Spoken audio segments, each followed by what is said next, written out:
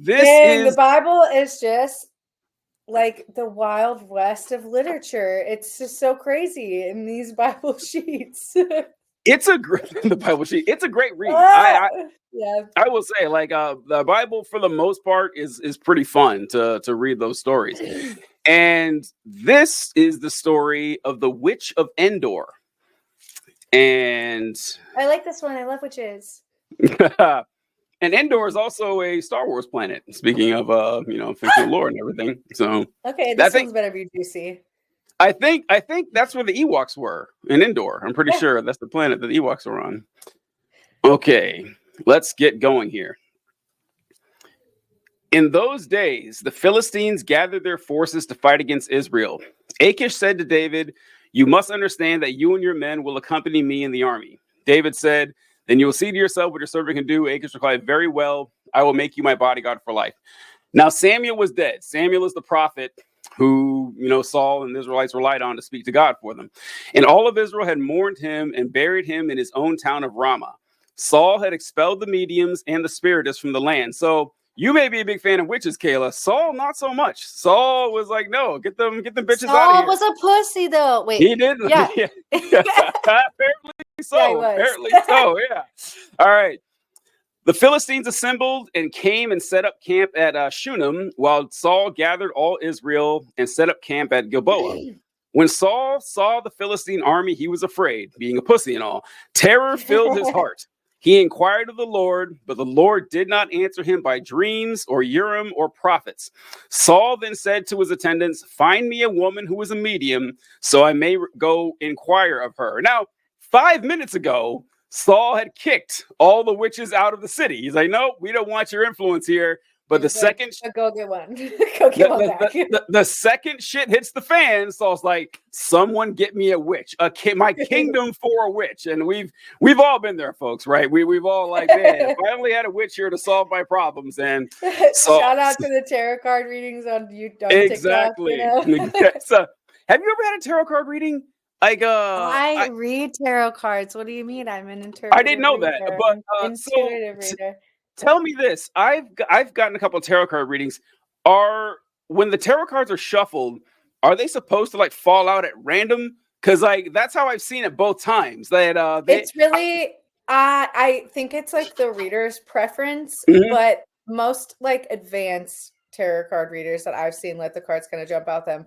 I'm a medium. I would say like I'm a newbie. I saw people like pick their cards, and like I ask people to hold my deck and stuff like that, and like physically connect with it first. Yeah. But the peeps that have been doing it for a minute, yeah, they just let them like jump out basically. When I first saw it, I thought she was just a shitty shuffler. I was like, "God, she's terrible at this." The cards are all uneven, they're flying and shit every time. And then years later, I went to another. I was like, "Oh, this must be a thing. This must be like how they actually." There's no way two people are this bad at shuffling work with cards all day. Because it's all about like you're not supposed to be picking cards at all. Like the cards are supposed to come out. Yeah, like the spirits do it for you or something, right? It's not really spirits. Well, I guess it depends on like who is also doing your reading. Like for me, I don't really know how to explain it, but energies, like forces, like the force around you. And like it also, there's different kinds of readings. Like you can read, past, present, future. You can ask it yes or no questions. You can do like full readings, which is probably sounds like what you had, which is like a full circle of cards. So it really just depends. Like you can do tarot however you want, but I will tell you that as long as I've been into tarot, I've never had one miss. I've never had a real like serious tarot reading miss. So that's just me. All right, learning something every day here. And he says, "Find me a woman who is a medium." So is it exclusively women? You know what? Fuck, I'm gonna get too distracted here. No. All right, so I may go inquire of her. And there is one in Endor, they said. So Saul disguised himself, putting on other clothes, and at night he and two men went to the woman.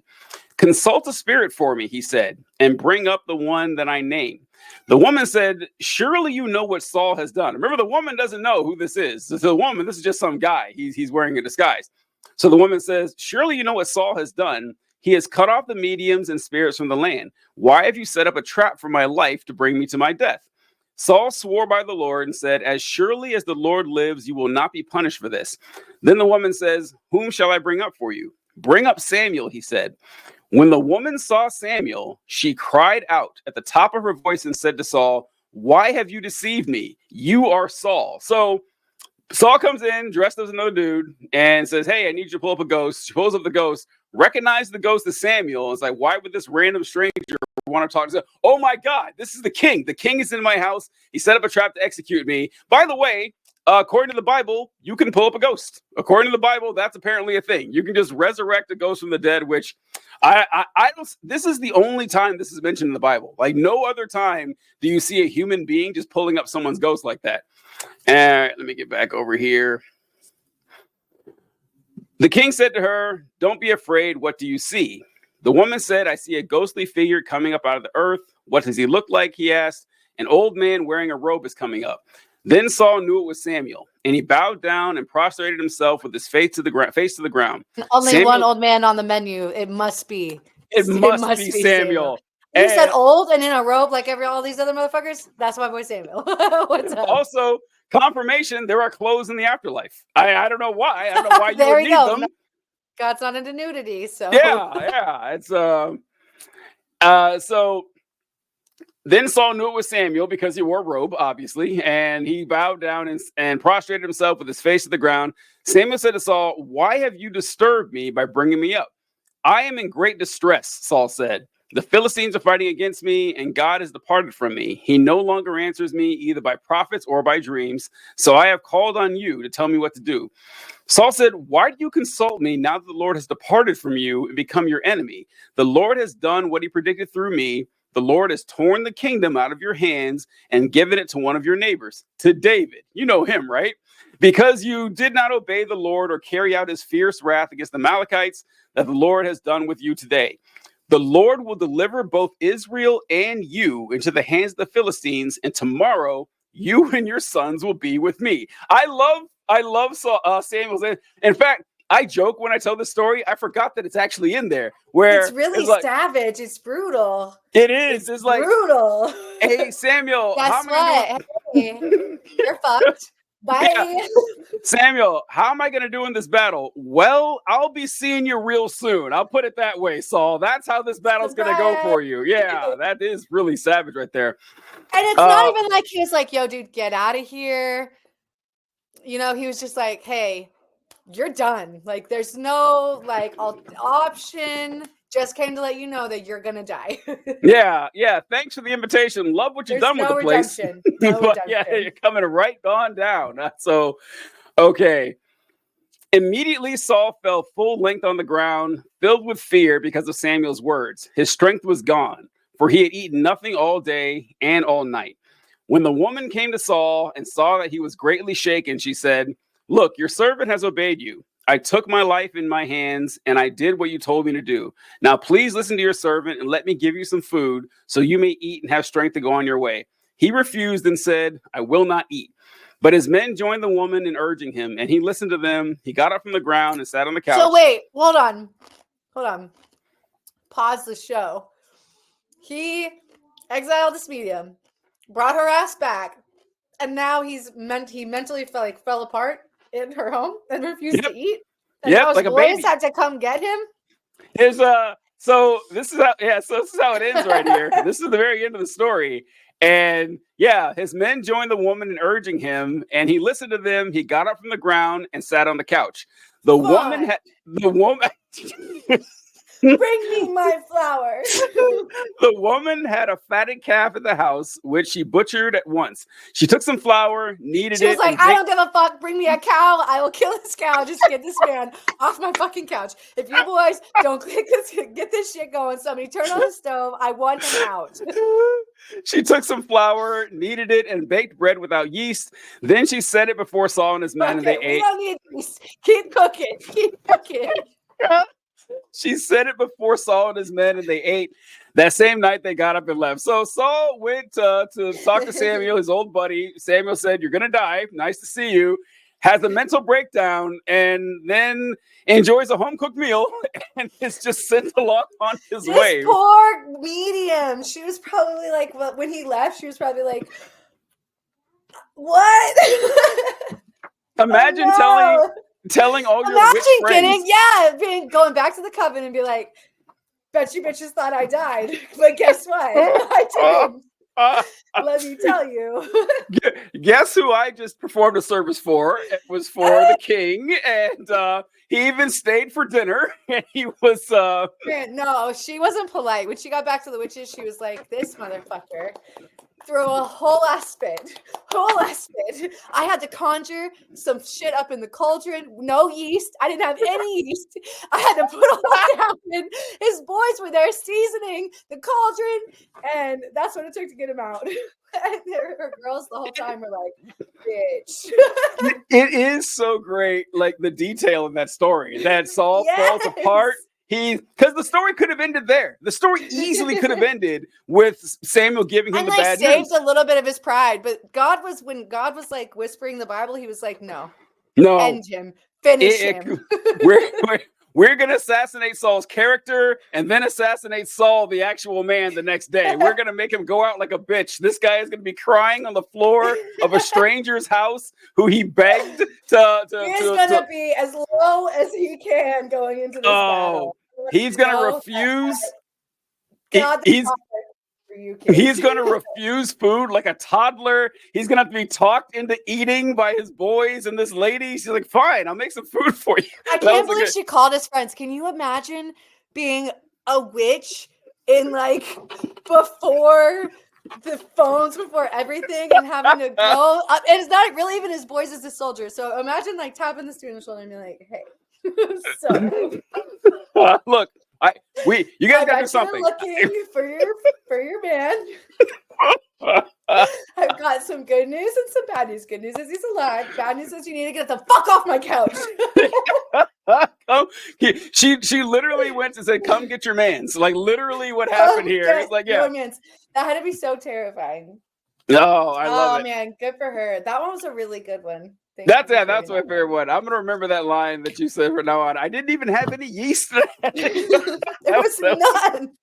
No yeast to be found anywhere. And I just do imagine. So the verse said that Saul collapsed because he was tired because he hasn't eaten all day and he didn't eat the night before. To eat. He refused to eat. That's what it sounded like to me. Well, yeah. Well, he collapsed, and then it said he hadn't eaten all night and all day. Because it makes that's why he collapsed. I think he collapsed because he just found out he was going to die. That's I think anyone would collapse hearing that news. But then it's like, hey man, you should eat. No, I'm not gonna eat. Not till God changes his mind and sends another ghost. Send me someone else, Almighty. Send me a different ghost. I want my second and third. I want President Pass. This story I would bring up a lot because when we grew up with the IFB move and everything, we were taught that witches weren't real. That that they didn't exist, or it was kind of a weird gray area. There is like so much record of witchcraft in the Bible. Even there was a weird gray area because they would say, it was kind of like they spoke with a lot of other things, like how miracles were a thing. And they would also be like, oh well, back then like their medicines were more like herbal and stuff like that. So I remember hearing that like that was another reason, like when they said witches and stuff like that, it was more like medicine women and shit like that. But they were witches. Yeah, and they would talk, and I would say like, so can human beings actually talk to spirits and raise them up? No, they can't. And I would point to this story. It's like, well, she did. Like this lady clearly did in the Bible. So why can't they do it? Well, I don't know. It's just incongruent, and they don't. Well, really and also in the Bible, like there's a lot of. Let me not go down this. Never mind. No, please. Right out. I was just gonna bring up like demons and stuff like that, which I don't really even like to talk about too much because like that we've talked about this. Like that's one nuanced weird thing out of the Bible that I very much believe in, like dark energies and stuff like that. But so that's even what I don't want to call forward. But that is a whole like metaphysical, like historical whirlwind that you could go down just with the Bible. And it goes in, how do you, like, if we're different, we can't differentiate, stuff that people may or may not like feel like they experience in this realm, so to speak. So I don't know. Are you picking up what I'm laying down, or am I being too on Yes, the part? I think Okay. so, because I have my own statement about that. Let me know if I'm way Okay. off base here, because I speak about this whenever people say that if they've gotten special revelation from God, that God has spoken to them, God has told Same them what to thing. do. I know what you're And saying. Yes. all right, and so because what I say is Satan is an angel of light. Satan is a master deceiver. That could have been Satan, right? Like, you're telling me Satan couldn't fool you, a 38-year-old human being? I'm pretty sure he knows Bob, exactly what you want to hear. Yeah, I think he knows how to yeah, push those buttons. exactly. He knows exactly what you're looking for. You were not the first person he's dealt with, It's okay? not his first And rodeo, so to yeah, speak. the man's an archangel, okay? He's essentially all powerful compared to you. You don't think it'd be hard for him to trick you? How do you know you weren't talking to Satan? They don't know. They don't. And Yeah. so yeah, that's what I was that what you were getting at?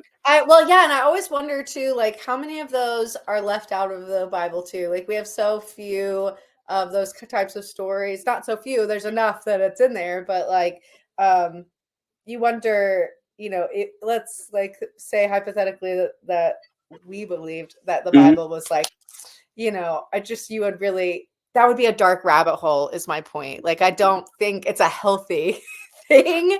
I don't know how we got from witches to ghosts to this. So I'm sorry that I really just No, started to look, drag us down there, but I I think it's a great question, honestly, because it has been because if Satan can fool you, right, which we all think he can, right? He yeah, fooled the second human who ever existed. Okay, so I think he can fool the rest of us. I don't think if she couldn't figure it out, I don't think we could either.